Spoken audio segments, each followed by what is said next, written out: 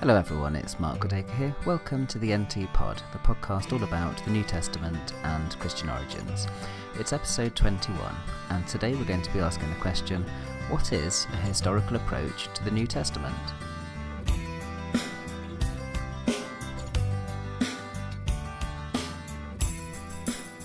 In the subtitle of the NT Pod, I've always had that thing there which says a historical approach to the New Testament, and we've gone through 20 episodes or so, and I haven't paused to say what actually does having a historical approach to the New Testament mean.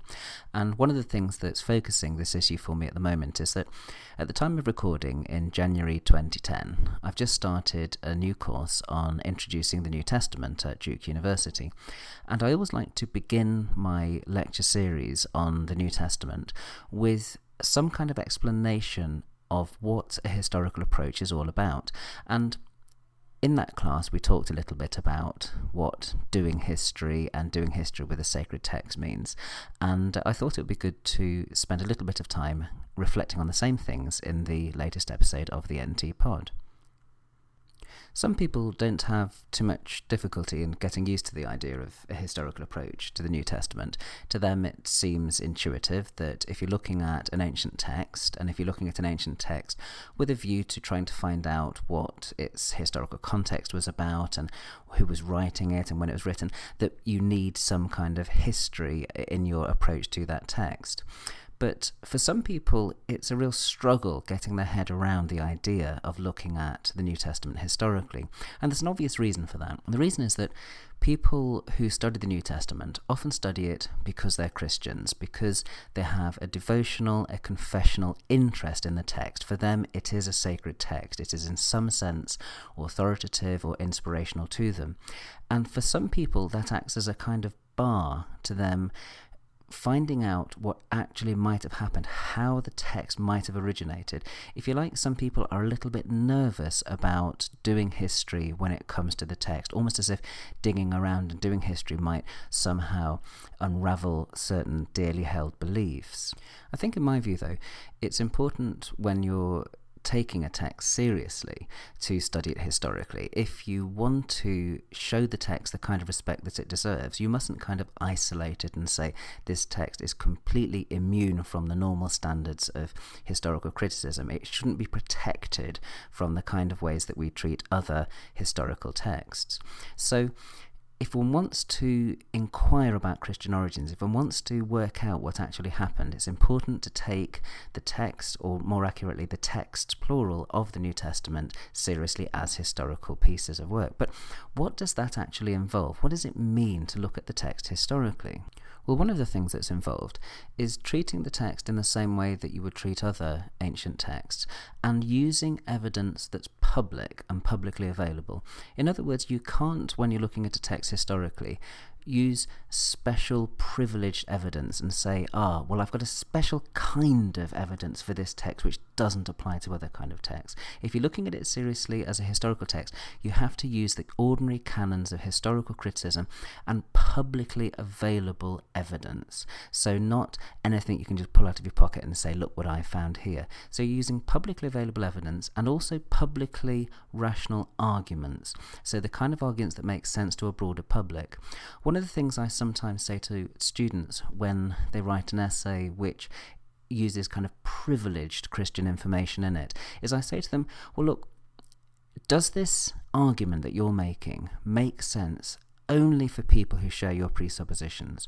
Or does this argument you're making make sense also for people of other faith positions, Muslims, Jews, Buddhists, or whoever are reading it, or for atheists or for agnostics? And it's a useful test because it helps the student to work out, are they actually saying things that make sense not only to their own community or to their own kind of faith position, or are they things that make sense to other people too?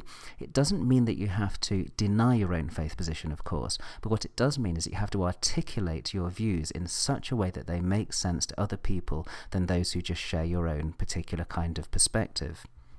So working with a text historically is never going to be self-indulgent. It's not going to be apologetic.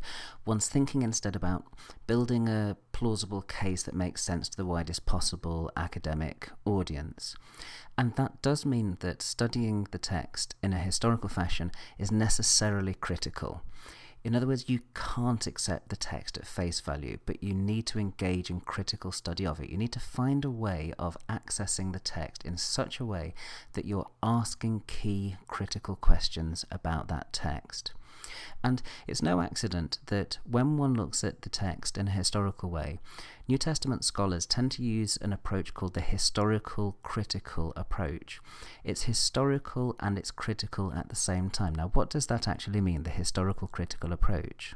Well, the historical critical approach is about approaching the text of the New Testament in a way that doesn't apologize for it, doesn't engage in propaganda on behalf of the text. You don't use it for confessional or devotional purposes, but rather you analyze the text in the same way that a historian would analyze any ancient text. It's the object of study. It's not the subject of inspiration, at least in this particular context. But there's another side to being critical about the text, and it's all about being self-critical too. Sometimes it's easy to come to the text and to make your own contribution the most important thing, almost to idolize yourself as the interpreter. And one of the things I think is very important when you're engaging in historical critical work on the New Testament is that you're willing to have your own presuppositions, your own biases challenged and questioned. I think that students most benefit from a course on something like the New Testament when they allow themselves not only to engage critically with the text, but also to be self-critical, to examine their own presuppositions and to say, oh, I wonder if on this particular point I might have been wrong. So it's a little bit about being humble as well. Sometimes it's very easy to approach the text and think you know all the answers, and sometimes being historical, being critical, is for all of us about being a little bit self-critical as well. Now, some New Testament scholars, when they use the term historical critical, they talk about the historical critical method, and that's something which I don't really like very much, talking about it as a method, because it's not really one method. It's more about an approach to the text, a perspective on the text. It's not a particular method. You couldn't sit down and say, this is how you do the historical critical method. So it's about a perspective. Under the umbrella of the historical critical approach, there are lots of smaller methods, things like source criticism, redaction criticism, the kind of things that we talk about on the NT pod, and the kind of things that I'll be investigating in my course on the New Testament at the moment. But they're individual methods that you can learn, but they fall under the umbrella of the historical critical approach. For some people, the historical critical approach is going a bit out of fashion because there are all sorts of exciting contemporary methods, things that have come along in the last generation or so and have really changed the way that we approach the New Testament. I'm thinking of things like feminist hermeneutics, political readings, narrative critical approaches, reader response work. But one of the things I'd like to say about these kinds of approaches and these kinds of methods is that all of them at their best actually inform and change the way that we do history. And you remember I was saying earlier on about the importance of being self-critical. One of the great things about a lot of contemporary methods of looking at the New Testament is that they actually help us in that business of being self-critical and help us to get to a kind of more nuanced and more balanced kind of historical approach. I mean, let me just give one example from feminist hermeneutics. For so long, so many biblical scholars who were men were making the most appalling and outrageous kind of generalizations about things that they thought were going on in antiquity and ignoring the role of women in the text and in the history. And feminist hermeneutics has radically altered the way that people do some of their history. So I think that we need to be careful of the idea that historical critical approaches are still worth doing. They're still very, very much worth doing.